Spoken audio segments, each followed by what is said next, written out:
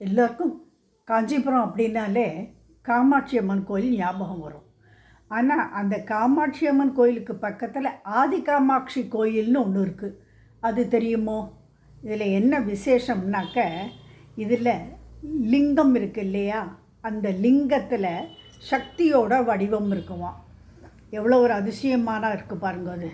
இது என்னதோட பின்னணி கதை அப்படின்னா, தேவர்களுக்கும் அசுரர்களுக்கும் ஏதாவது ஒரு விதத்தில் சண்டை நடந்துகிட்டே தானே இருக்கும்.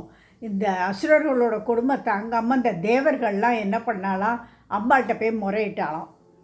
அம்பாள் சொன்னாலாம், நீங்கள்லாம் பூலோகத்தில் போய் தபஸ் பண்ணுங்க, நான் ஒத்தாசை பண்ணுறேன்னு சொன்னாலாம். அதனால் இவாள்லாம் பூலோகத்துக்கு தபஸ் பண்ணியிருக்கா. பண்ணும்போது அம்பாள் காளி மாதிரி ஒரு உருவம் கொண்டு அந்த இடத்துல அசுரர்களெல்லாம் துவம்சம் பண்ணினாலாம். அதனால் இந்த காளி கோயில்னே இதை சொல்கிறா, காளி கோட்டம்னே சொல்கிறா.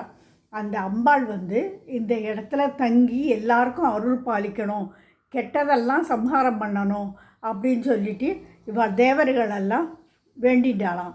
அவளோட வேண்டுதலுக்கு இறங்கி அம்பாள் இந்த கோயிலில் காமாட்சியாக, அதாவது கருணை கொண்ட முகத்தோட காமாட்சியாக இந்த இடத்துல இருக்கலாம்.